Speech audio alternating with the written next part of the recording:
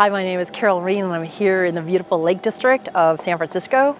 We are on one of our gorgeous slow streets. We have 182 Fifth Avenue coming on market. It's a 1920s period building with 4 units. It's amazing. This light-filled condo is gorgeous. It has this beautiful open living room space that is adjacent to the kitchen, so you can eat and dine and share in laughter with friends.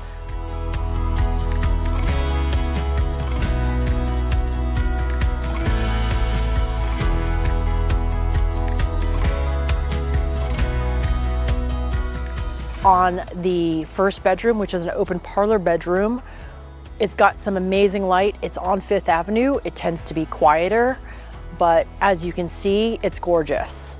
We've got a hallway bath.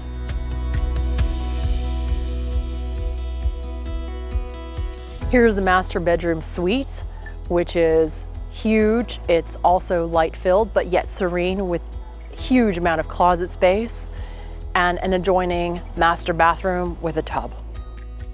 So come see us and visit this gorgeous condo in the Lake District.